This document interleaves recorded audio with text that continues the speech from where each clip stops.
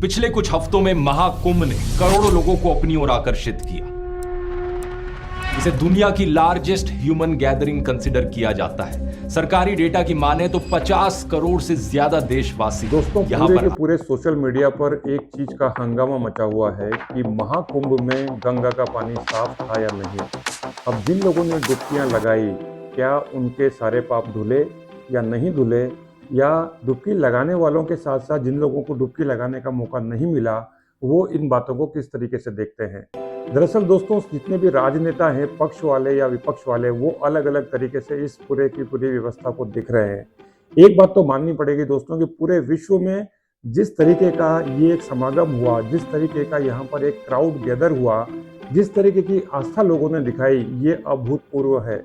इसका मतलब ये हुआ कि this was never been there in the world history ever. दोस्तों ऐसे कुछ पहलुओं के ऊपर हम बात करेंगे कि क्या गंगा का पानी वास्तव में, जिसके ऊपर लोगों ने बहुत सारे सवाल उठाए कि गंगा का पानी अपवित्र है, वहाँ पर बड़ा पॉल्यूशन हो गया है और ये पानी नहाने योग्य नहीं है, मैं आप सबके सामने आज कुछ ऐसे पक्ष, आज कुछ ऐसे तथ्य साइंटिफिक तरीके से पेश करूंगा जिसमें आपको ये विश्वास होगा कि गंगा का पानी कितना पवित्र है। गंगा तेरा पानी अमृत झरझर बहता जाए। Born from the pristine snows high in the Himalaya, this is the Ganga, one of the mightiest rivers in the world. The Ganga nourishes one of the most densely populated regions in the world. एक बात तो माननी पड़ेगी दोस्तों कि पूरे विश्व में जिस तरीके का ये एक समागम हुआ, जिस तरीके का यहाँ पर एक क्राउड गैदर हुआ, जिस तरीके की आस्था लोगों ने दिखाई, ये अभूतपूर्व है। इसका मतलब ये हुआ कि this was never been there in the world history ever. दोस्तों ऐसे कुछ पहलुओं के ऊपर हम बात करेंगे कि क्या गंगा का पानी वास्तव में, जिसके ऊपर लोगों ने बहुत सारे सवाल उठाए कि गंगा का पानी अपवित्र है, वहां पर बड़ा पॉल्यूशन हो गया है और ये पानी नहाने योग्य नहीं है, मैं आप सबके सामने आज कुछ ऐसे पक्ष, आज कुछ ऐसे तथ्य साइंटिफिक तरीके से पेश करूंगा जिसमें आपको ये विश्वास होगा कि गंगा का पानी कितना पवित्र है या अपवित्र है।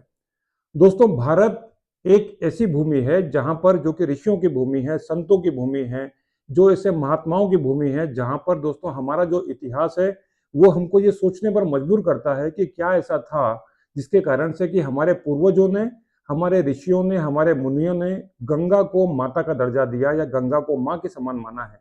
इसीलिए दोस्तों गंगा जल को जल नहीं कहते, गंगा जल को गंगा जल कहते हैं। दोस्तों मैं आपको बताना चाहता हूं कि अभी भी मैं किसी एक जगह पे यात्रा कर रहा था, वहां पर किसी व्यक्ति का एक एक प्लास्टिक के छोटे से डब्बे में गंगा जल रखा हुआ था। तो जब बात चली पानी पीने की, किसी को प्यास लगी तो उसने बोला कि ये पानी पी लीजिए, तो उस व्यक्ति का कहना था ये पानी नहीं है, ये गंगा जल है।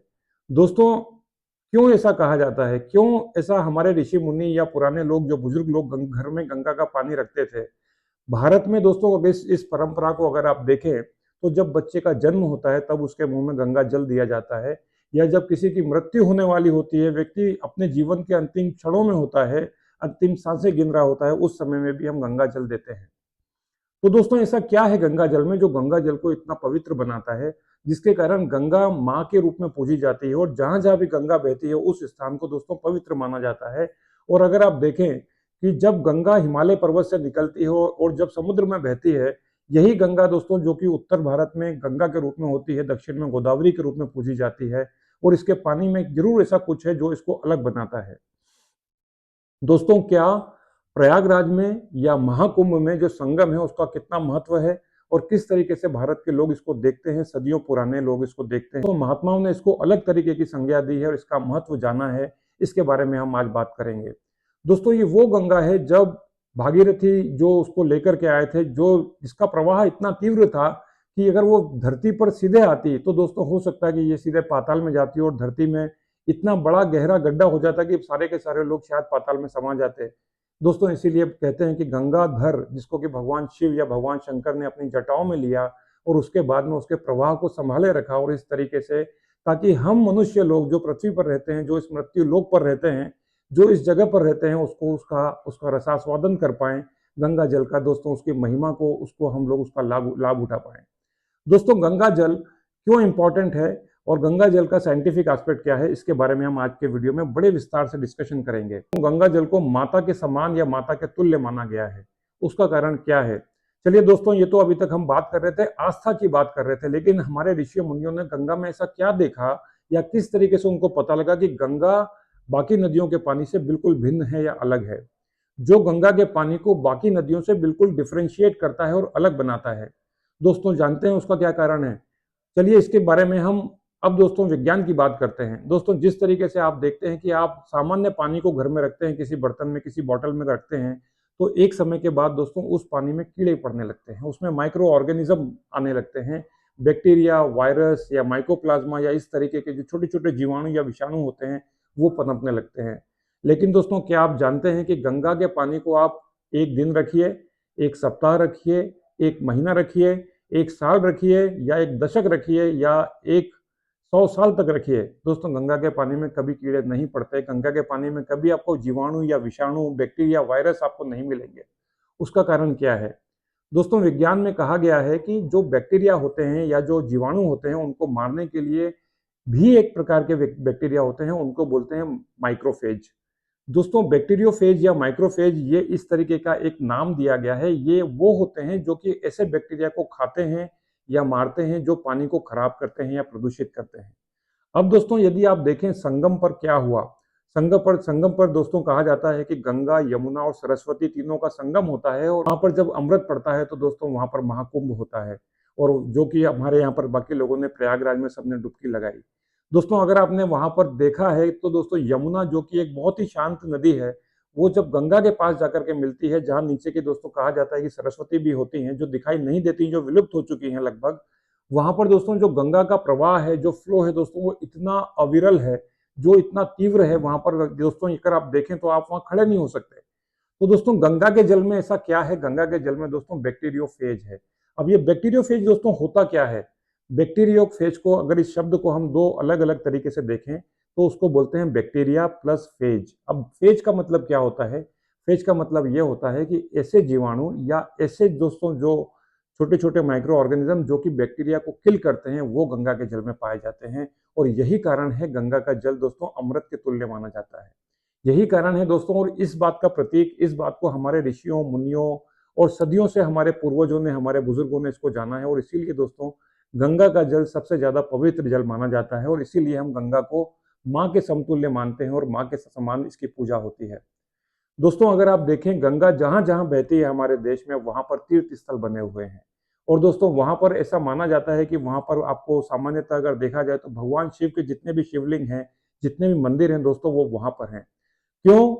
इसका कारण क्या है? क्योंकि दोस्तों जहां पर भी शिवलिंग होते हैं वो असीम ऊर्जा का प्रतीक होते हैं। दोस्तों, उस ऊर्जा को शांत करने के लिए आपको जल की आवश्यकता पड़ती है। यदि दोस्तों आप वाराणसी में देखें या ऐसी जगह पर जहां पर भी आप देखें, तो दोस्तों वहां पर जो शिवलिंग हैं, कई जगह पर दोस्तों ये होता है, वो वर्षा ऋतु के समय वो सारे के सारे जो शिवलिंग होते हैं वो जलमग्न होते हैं गंगा में, और उसके बाद जाकर के दोस्तों को शिवलिंग को शांत करते हैं। तो दोस्तों ये ऊर्जा के स्थल है जहां पर आप अगर दर्शन करने के लिए जाते हैं तो आपको असीम ऊर्जा की अनुभूति होती है। दोस्तों, ये जो बात है ऊर्जा, इसको दोस्तों आप अनुभव करके ही समझ सकते हैं कि वहां पर किस तरीके की आपको ऊर्जा की अनुभूति होती है, और वहां पर जो आपको एक शांति मिलती है, वहां पर जो एक आपको पॉजिटिविटी मिलती है, वहां पर जो आपको दोस्तों जिंदगी को जीने की ऊर्जा मिलती है, वहां पर दोस्तों होता है ऊर्जा का स्थानांतरण। इसीलिए दोस्तों गंगा का जल और जितने भी शिव के स्थल हैं उनको पवित्र माना गया है। तो दोस्तों ये एक छोटा सा साइंटिफिक एक्सप्लेनेशन था। अगर आप देखें यहाँ पर दोस्तों चित्र में, तो दोस्तों यहाँ पर आपको बैक्टीरियोफेज, जो कि बैक्टीरिया को किल करने वाले जीवाणु होते हैं, उसके बारे में दोस्तों यहाँ बताया गया है। इसीलिए दोस्तों गंगा का जल जो है वो पवित्र माना गया है।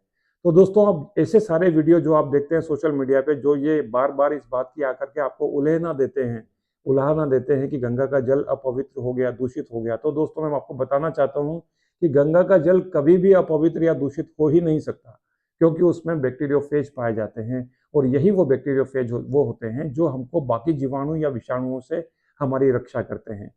तो दोस्तों अगर आपने गंगा में डुबकी लगाई है या नहीं लगाई है, तो विश्वास रखिए, अपने घर में गंगा जल हमेशा रखिए, और जब कभी भी आपको पवित्र होना हो, घर को पवित्र करना हो, तो दोस्तों इसीलिए हम घर में भी गंगा जल का छिड़काव करते हैं। दोस्तों, आशा करता हूँ ये वीडियो आपको समझ में आया होगा। ये वीडियो उन सभी लोगों के साथ जरूर शेयर कीजिए जो अभी भी ये मानते हैं कि गंगा जल दूषित था या गंगा जल में किसी प्रकार के जीवाणु या बैक्टीरिया या वायरस पाए जाते हैं। Thank you so much. इस वीडियो को ध्यान से देखने के लिए आपका बहुत बहुत धन्यवाद। हर हर गंगे, हर हर महादेव।